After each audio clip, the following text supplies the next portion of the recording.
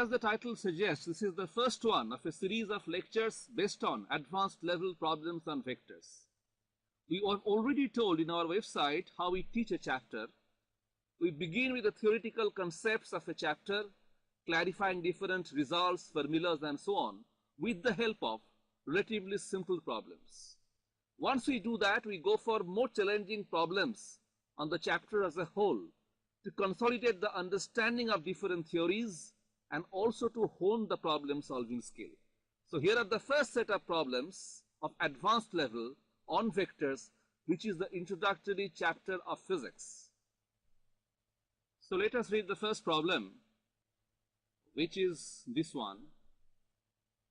Two forces F1 and F2 enclose a constant angle of theta, which is an obtuse angle greater than 90 degrees. F1 has a fixed magnitude. In part A of the problem, find the magnitude of F2. Well, these are vectors, so let me give vector symbols as well. F1 has a constant magnitude. Find the magnitude of the force F2, for which the resultant F1 plus F2 is a minimum. In part B, what is the magnitude and direction of this resultant? As you can make out, this is a problem based on the parallelogram or triangle law of vector addition. So first of all, let's quickly remember what we have learned in the parallelogram law. If there are two vectors represented by adjacent sides of a parallelogram, the resultant of the two vectors is given in magnitude and direction by the diagonal of the parallelogram passing through the common tail of these two combining vectors. This is the parallelogram law. So here, if the vectors in my figure are taken to be, say, P and Q, and the angle between these two vectors is taken to be theta, then the vector sum P plus Q, we have learned that P plus Q, this resultant, this one's magnitude is given by square root of, that is, let me write it, P square plus Q square plus 2PQ cos theta, the whole thing under square root. That is the magnitude of the resultant. Let me call it the result 1. And if the resultant P plus Q is making an angle of alpha with one of the combining vectors P, in that case, tan alpha is given by Q into sine theta divided by P plus Q cos theta. We shall need these two results in solving the problem. So let us go back to the question once again. They have said here, one of these two forces, F1, has got a fixed magnitude, and the angle between F1 and F2 is also a constant angle, that is theta here. So I might draw a separate figure to understand this. This is my force vector F1, whose magnitude and direction are both known. And the other vector F2, the direction of F2 is making an obtuse angle theta with the direction of F1. So this angle is theta, and I have just drawn a dashed white line to show the direction of F2. This direction of F2 is known, but I don't know the magnitude of F2, so I take an arbitrary length of the F2 vector, which means I am just assuming a magnitude. We have to find the value of F2, for which the resultant F1 plus F2 is the minimum.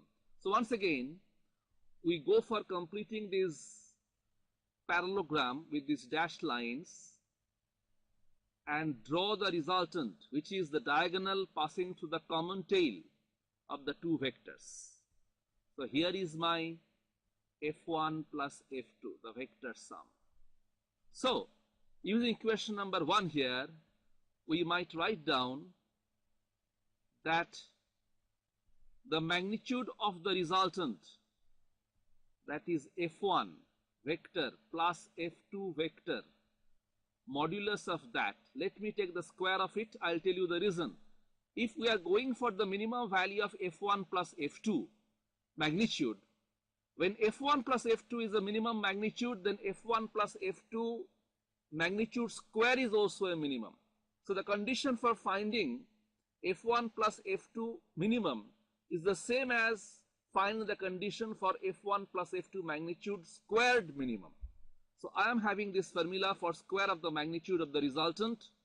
This is, as you can see, is f1 square plus f2 square plus 2 into f1 into f2 into cos theta. Just applying this equation number 1 here, but I have retained the square term. So here you can see the expression f1 is a constant according to the question, theta is a constant angle, but f2 is only variable. That is, here is a function which contains a variable of f2 only, and therefore let me call this function as, I'm calling it let. This is f for function, and this is a function of f2 is equal to f1 square plus f2 square plus 2 into f1 f2 into cos theta. You understand this function is nothing but the square of the magnitude of the resultant f1 plus f2. So to get the minimum value of this function, we have to apply the postulates of maxima and minima of differential calculus. We have learned under maxima and minima, if a function of f2 has to be minimum at a certain value of f2, for that certain value of f2, the first derivative of the function, that is df of f2 with respect to f2 here, that is the first derivative of the function f with respect to f2, this has to be 0 at the minimum value of the function, and for minima, the second derivative of the function, that is d2 f, is the symbol for that. This is second derivative of the function. This must be greater than 0. This is the condition for minima. Once we know these conditions, let us apply the first one in the previous step. So differentiating this function with respect to f2, we are getting that df by df2 is giving me f1 square, the first term is a constant, differentiation with respect to f2 gives you 0. Then we go for f2 square, differentiation with respect to f2 give me twice f2. And then the next term here, 2f1 cos theta is a constant, differentiation of f2 giving me just 1. So it is 2f2 plus 2f1 cos theta. That is the first derivative, and we set it equal to 0 to satisfy the condition of maxima or minima. From here I am getting the 2's cancelling out, and f2 is coming out to be minus f1 into cos theta. Well, that I got from using the first derivative is equal to 0. If we go for the second derivative condition for minima, you can check here that the first derivative giving me twice f2 plus twice f1 cos theta. And therefore, the second derivative d2f divided by df2 to the power 2. Now this one, the second derivative, is coming out to be simply 2, isn't it? 2f2 differentiation gives me just 2 with respect to f2, and 2f1 cos theta is 0 differentiation. So this is, you can see, is greater than 0, satisfying the condition for minimum. So my conclusion is that the value of f2 magnitude, for which the magnitude of the resultant f1 plus f2 is the minimum, that is minus f1 cos theta. You can see here they have already mentioned theta is an obtuse angle, so cos theta is negative, and this minus sign and a negative value of cos theta make f2 as a positive quantity.